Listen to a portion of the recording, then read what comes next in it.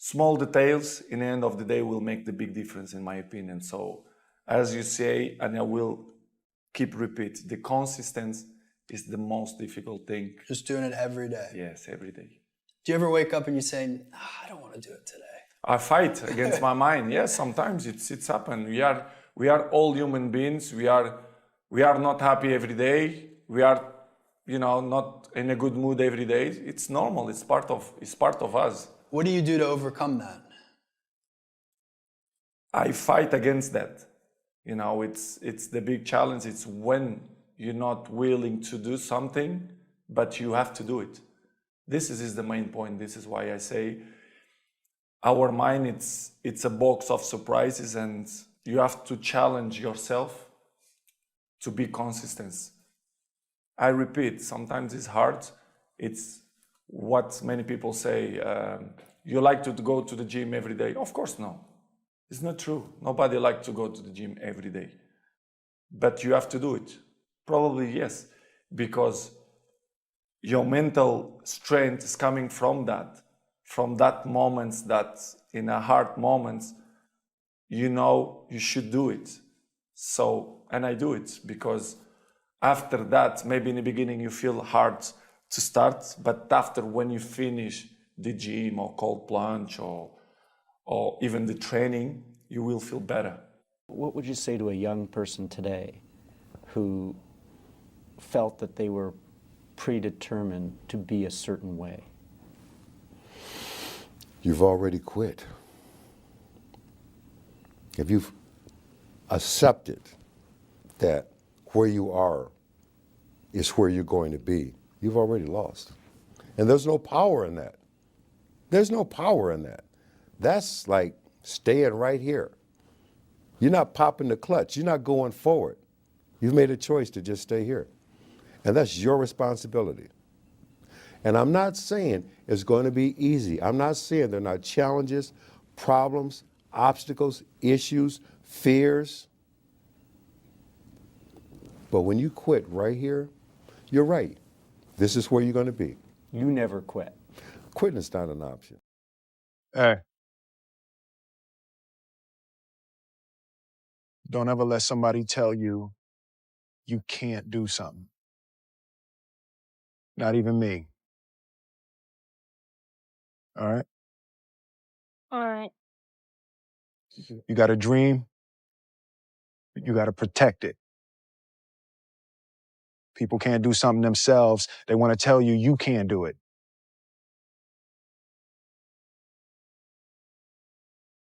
You want something, go get it. Period. How do you love yourself, Luis? Because I talk about it all the time. So I made a list of how to love yourself. And it's even in poster and postcard form now. But number one on that list of how to love yourself is to stop all criticism. Just stop it, now and forevermore. And make a vow to yourself that you're going to do your very best from now on to stop criticizing, number one, you, and then other people. It'll be a lot easier to stop criticizing other people when you stop criticizing yourself. Focus on you until the focus is on you, bro. I know that, we want the focus to be on us today, but if we put the focus on ourselves, like me, putting the focus on me, giving myself everything I need to be successful, giving myself everything I need to be competitive, giving myself everything I need to be the catch, to be the prize, that's what I'm going to do. When you focus on doing that, fellas, and you don't pay no mind to nothing else outside of your control, you don't pay attention to them paying attention to you. When you stop doing that, I promise you, that's when the focus and the attention is going to be paid on you, bro. I promise you. Been anything along your journey that you've kind of regretted? And then how do you deal with regret? I mean, individual choices and mistakes, yeah, but ultimately you learn from those. So, no. Because, even the regrets, the bad things or the stupid things, you learn not to do bad things or stupid things. All those things are beneficial in some way if you can get through them. If you did something that resulted in someone's death or something horrible like that, yeah, it'd be a terrible regret. But I've been very fortunate that hasn't happened. But the dumb shit that I've done or the bad mistakes that I've made, they've taught me. You know, you learn. Like, that's why failure is so important. Like, failing and fucking up and making mistakes, it's very important. That's how you learn. That's how the bad feeling that you get from something that you shouldn't have done or wish you didn't do or wish you did better. Like, especially failing at something where you half-assed it and you just feel like a fucking loser. Like, that just teaches you. It teaches you to get your shit together. Well, you have such a good ability to learn from those things. Some people, I think, kind of it's just like it gets Yes. repetitive for some people. That's dangerous. Yeah, it's dangerous to dwell on past mistakes because people sort of define themselves by the worst moments that they've ever had. And if that's the case, like some people are stuck in high school.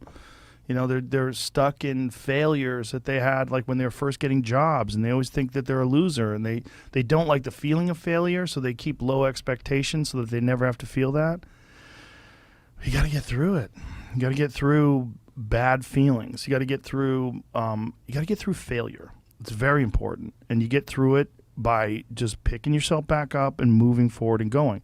But it's hard for a lot of people because that sting, they never get over it, the feeling of failure. And they don't have a good support system, like good friends. Like having a good community of friends is very, very important because you could feel like down, like if a girl broke up with you, and you feel like you're the worst. You're a fucking loser. Like you're a piece of shit. But then you go out with your friends and you have a few laughs, and next thing you know, you're laughing, and you're like, I'm all right.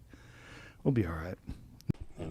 And look at you today, man. Yeah. And I just think that's really critical, right? And it's like, because everybody has dreams.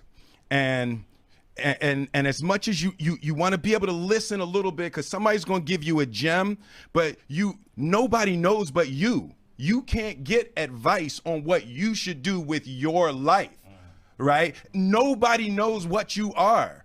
Like even sometimes you don't really even know what you are. You got to take your shot. And it's like, as much as you want people to agree and you want the people around you to be supporting your dreams and all, it's not going to be like that all the time. You got to do it alone. And people will help you, and when you get the ball rolling, people will jump on. But if you don't believe, nobody else is going to believe. People come along because your belief is so insane. Thoughts are like drops of water. You drop a drop of water on the table here, and it doesn't mean much. But if you keep dropping and keep dropping and keep dropping, you get the table becomes awash, and then you get a puddle on the floor. And then you can get a little pond and a lake, and finally you can create an ocean. And with our own thoughts, we can drown in a sea of negativity, or we can float on the ocean of life. And it's up to us. The thoughts we think accumulate. And what sort of puddles are you standing in? Or are you up to here? Or are you up to here and trying to paddle? You know, what are you doing to yourself? When we're willing to change our thinking, we can change our experiences. And it doesn't matter if you've got a big puddle of negative thoughts. You know, you can move over here and create a puddle of marvelous positive thoughts. You can make changes, always. So you want to turn those fear thoughts into positive affirmations. Let them work for you. Do you believe that every person has the ability to choose the right path, the spiritually enlightened path? Absolutely. Absolutely. It's not easy. It can be tremendously difficult. It's easier to quit. It's easier to succumb. It's easier to give in, but to go forward, that's tremendously difficult. You have to be bold to do that, to say, no, this is not where I'm going to be. I often think of another person. This woman and I are the same exact age, same zodiac sign, went to the same elementary school, and lived a half a block away from each other in my hometown, Milwaukee, Wisconsin. There was nothing in our environment that said I was going to go on to become Chris Gardner and she was going to go on to become Oprah Winfrey. There was nothing there. We chose. And there are a lot of people in this world who have also chosen. That's one of the things I've learned, this part of the journey in life. So many of us have chosen. And one of the most important things that we have chosen is to break these various cycles. Cycles like links in a chain. We've chosen to break these cycles. We've chosen that, you know what? Whatever was an issue or challenge or a problem for me does not have to become generational and get passed on to my children. Yeah. It's the main point, because everyone wants to be Cristiano, but I give you the map. You think you will do it that? It's difficult. It's The discipline.